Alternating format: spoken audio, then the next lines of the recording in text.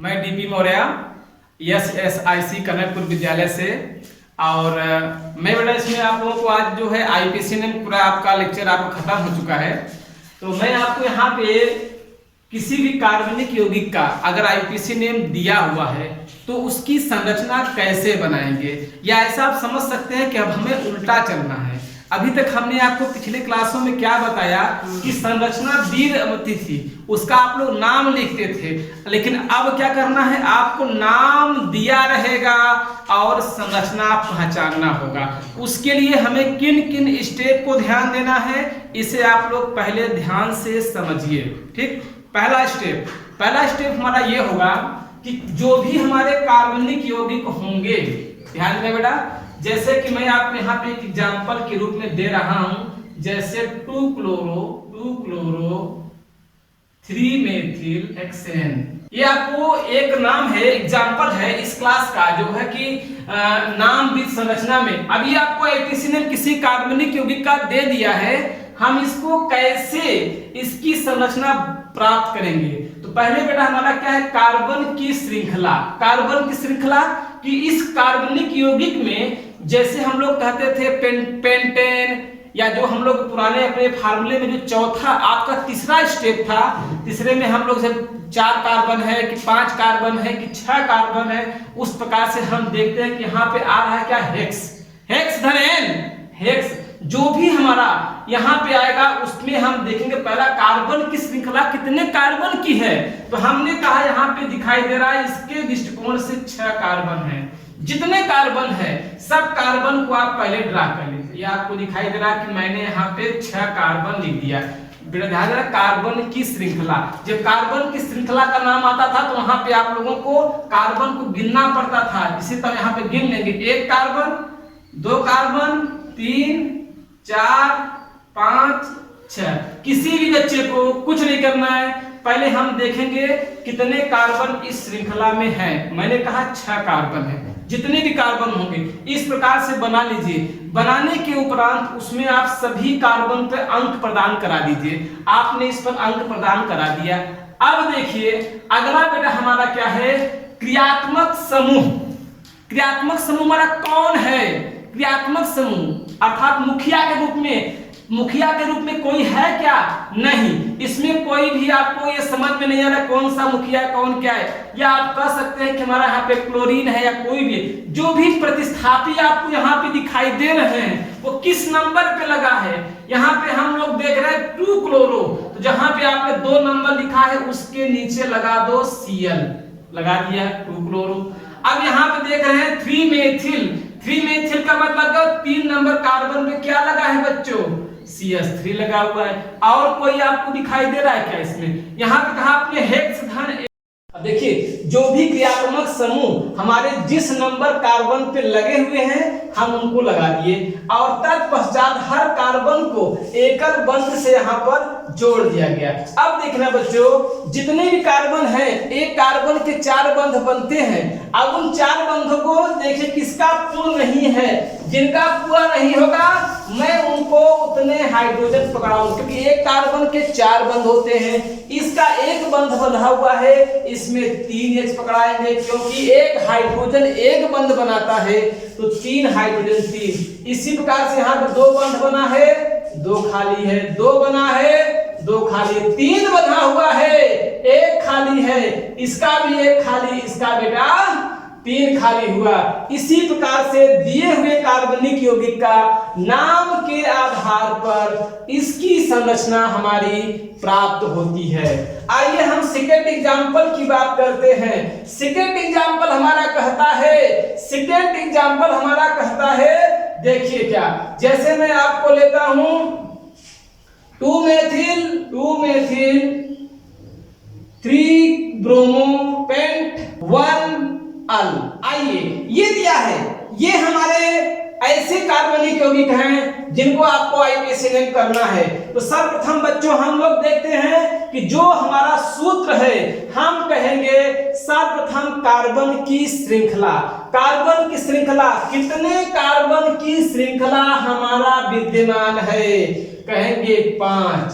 जितने कार्बन होंगे उतने कार्बन को पहले आप ड्रा कर लीजिए। 5 कार्बन थे, 5 कार्बन को आपने यहाँ पे ड्रा कर लिया। तत्पश्चात आप यह देखिए कि हम कार्बन को कैसे गिनेंगे। कुछ मत, कार्बन को आप यहाँ पे जितने कार्बन थे लिख लिए। हर कार्बन पर एकल बंद या हर कार्बन पे नंबर दे दिए। 1 carbon, 2 carbon, 3 carbon, 4 carbon, 5 carbon हो गया। अब इसके बाद देखिए कौन सा क्रियात्मक समूह है। क्रियात्मक समूह है हमारा 1 अल। अल बोले तो अल किसके लिए आता है, हम अपने क्रियात्मक समूह के वरीयताक्रम की सारणी में देखेंगे कि अल कहां पे है। अल यहाँ पे है, उसके सामने कौन सा समूह है बच्चों, हम लोग कहेंगे CHO है। यहाँ पे हम लोगों ने CHO को लगा दिया, CHO। ये बच्चों ध्यान देना, यहाँ पे हम बांड लगा करके इस प्रकार से CHO को नहीं लिखेंगे। CHO को बच्चों इसी वाले में ही आपको लिखना पड़ेगा। अब एकल बांड से जैसे क्रियात्मक समूह को आपने अटैच किया, हर कार्बन के मध्य में एकल बांड यहाँ पे लगा दीजिए। ओके, अब आप देखिए और कौन है बेटा, प्रतिस्थापी है। तो प्रतिस्थापी कौन कौन है, कितने, 2 मेथिल। मेथिल बोले तो CH3, मेथिल बोले तो CH3 होता है। यहाँ पे 2 नंबर कार्बन पे क्या लगा है, CH3, और 3 नंबर कार्बन पे क्या लगा है, ब्रोमो। ब्रोमो मतलब ब्रोमीन हो गया। अब जितने भी हमारे कार्बन यहाँ पर आपको देखिए कि संतुष्ट है कि नहीं, कि यहाँ पे सबके बंध पूरा है कि नहीं है। अगर बंध पूरे नहीं है उनको पूर्ण करिए। यहाँ पे देखिए कि इस कार्बन का केवल एक बंध इस कार्बन से बंधा हुआ है, शेष हमारा बंध अभी खाली है। तो इसके लिए बच्चों आप इसका कितना बंध खाली है, इसका हम देख रहे हैं 3 बंध खाली है। तो 3 जब खाली है यहाँ पे हम लोग 3H लगा देंगे। यहाँ पे 2 खाली है, 2H, 1 खाली तो 1 खाली तो H। वेरी सिंपल, ये इसका हमारा संरचना आपको कंप्लीट हो जाती है। इसको आप लोग देखते रहिए। और भी देखिए, और भी एग्जाम्पल हमारा थर्ड लीजिए आप लोग। ऐसे ही हम और एक दो एग्जाम्पल कराते हैं। जैसे बच्चों हमारा आ गया जरा example 2 methyl 4 amino, 2 methyl 4 amino, 2 methyl 4 amino hex 1 oic अम्ल आ गया।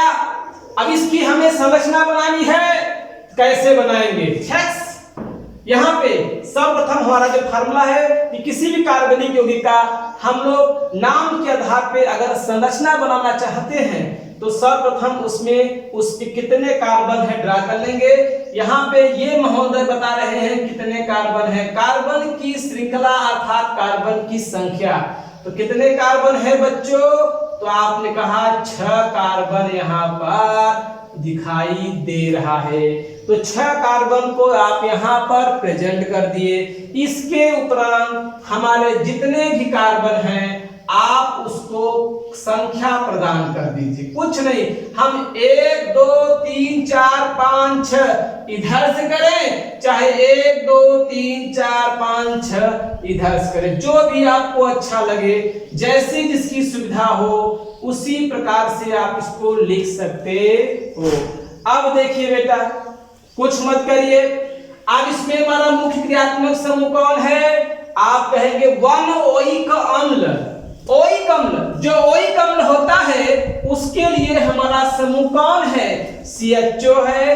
तो 1 कार्बन पे है तो उसी को यहाँ पर हम लोग ऐसा COOH नहीं लगाएंगे, ये क्या है, गलत है। हम इसको इसी कार्बन में OH को लगाना पड़ेगा, क्योंकि जो कार्बन युक्त क्रियात्मक समूह होते हैं उनके कार्बनों को हम गिनते हैं। अर्थात ये वाला कार्बन कार्बन की संख्या में मेंशन हो रहा है, अर्थात इसी वाले 1 नंबर कार्बन से ही उस क्रियात्मक समूह को यहाँ पे फाइंड आउट करना पड़ेगा।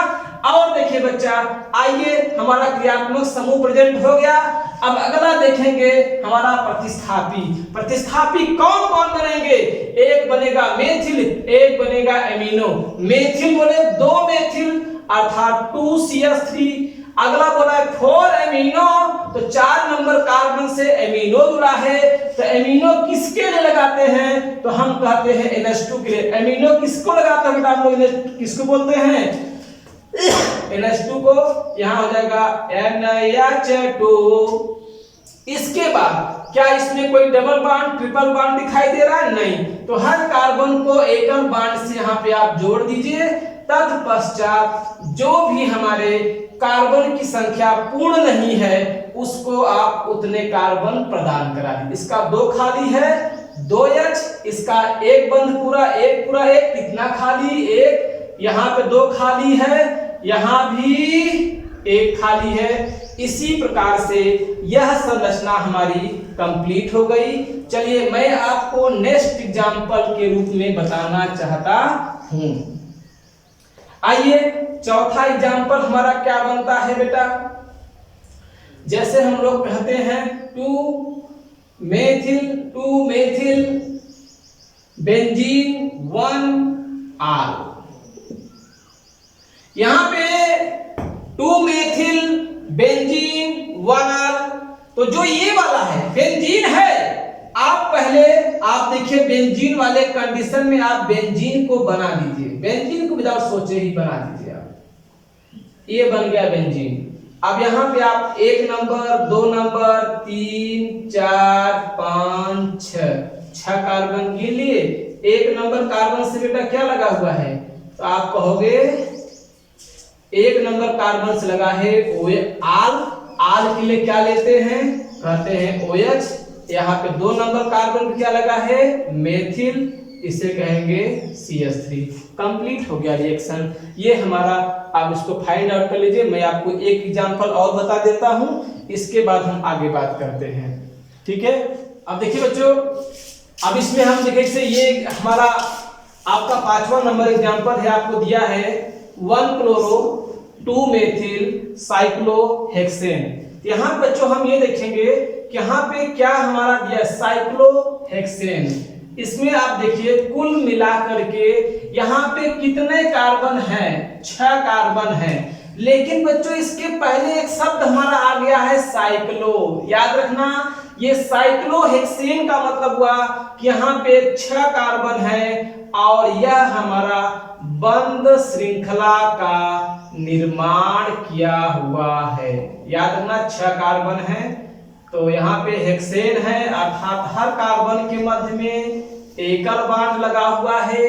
यहाँ पे आपने कार्बन की श्रृंखला को दे दिया। अब बच्चों आप कहीं से भी कार्बन की संख्या को गिन सकते हैं, जहां से भी आप इच्छा हो आप उसके नंबर को प्रेजेंट कर सकते हैं, कोई दिक्कत नहीं है। कोई बच्चा चाहता है कि हम यहाँ से करें 1 2 3 4 5 6, या यहाँ से, कोई दिक्कत नहीं है। जब आपको यहाँ पे कार्बन की श्रृंखला आपको पूरी तरह से पता चल गई, तो आप उसमें अंक प्रदान करने के बाद जो भी प्रतिस्थापी हैं उन्हें लगा दीजिए। तो क्या है 1 क्लोरो, क्लोरो का मतलब 1 नंबर कार्बन से क्या लगा है क्लोरीन, और 2 नंबर कार्बन से बेटा हमारा क्या लगा है मेथिल, ये हो गया CH3। और कोई देखिए इसमें कितना खाली है 2 खाली, इसमें कितना खाली है 2 खाली, इसमें भी 2 खाली है, और इस वाले में भी कितना खाली है बेटा, कहेंगे यहाँ पर 2 खाली, यहाँ पर 1 खाली है, यहाँ पर भी 1। ये हमारा इसकी संरचना पूरी तरीके से कंप्लीट हो गई। अब देखिए बच्चों, ये है आपका अगला एग्जांपल दिया है 3 क्लोरोहेक्सेन 2R। तो बेटा मेन देखिए हेक्सेन, यहाँ पे कार्बन की संख्या कितना दिखाई दे रहा है हेक्स धन n, अर्थात यहाँ पे कितने कार्बन हैं 6 कार्बन, तो 6 कार्बन यहाँ पे आप बच्चों प्रेजेंट कर लीजिए विदाउट सोचे। जितनी कार्बन की कोई भी कार्बनिक यौगिक का नाम दिया हो, संरचना बनाने के लिए सर्वप्रथम उसमें हम लोग क्या करेंगे, उसकी संख्या कार्बन को लिख दीजिए, तत्पश्चात उसको नंबरिंग 1 2 3 4 5 6 लगा दिए। कार्बन की संख्या आपने गिन लिया। अब आइए मुख्य क्रियात्मक समूह पर। मुख्य क्रियात्मक समूह हमारा क्या कर रहा है, करा क्या 2 आन का मतलब कोई ऐसे क्रियात्मक समूह है क्या आन आते हैं, तो आप कहेंगे आन शब्द हमारा इसके लिए आता है जो है CO, यहाँ पे क्या है CO, कितने नंबर लगा है 2 नंबर, कहेंगे डबल बॉन्ड ऑफ CO। और कौन है 3 क्लोरो, तो 3 नंबर कार्बन से क्या लगा देंगे क्लोरीन। बाकी सभी को और कोई नहीं बचा, इसका मतलब आप सभी सिंगल बॉन्ड से अटैच होंगे।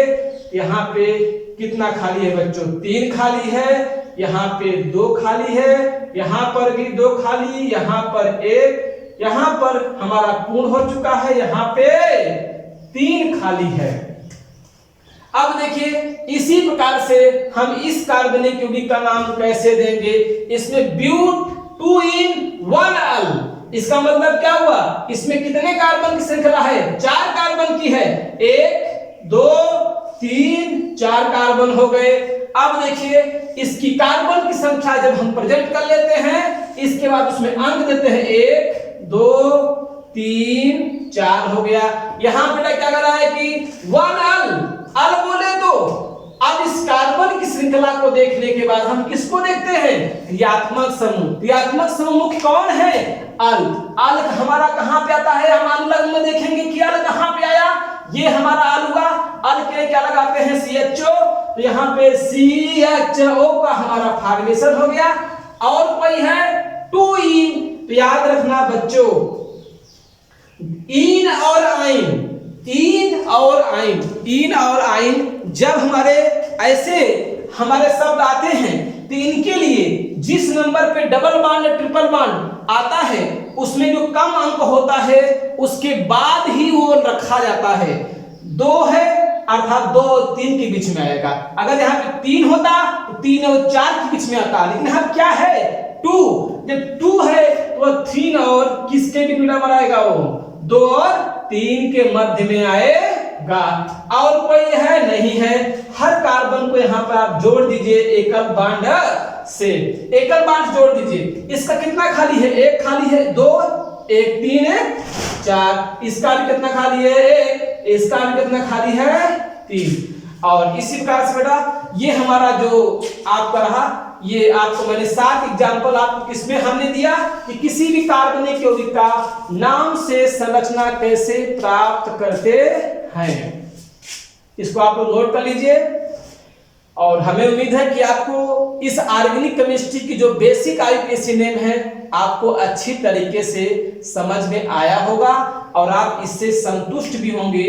और जो भी आपके पास बुक अवेलेबल हो आप उससे सारे क्वेश्चन को नाम विद संरचना और संरचना विद नाम, आप किसी भी कार्बनिक यौगिक को हमारे 3 प्रकार के फार्मूले आपको दिए गए हैं, इन तीनों फार्मूलों से आप कर सकते हो।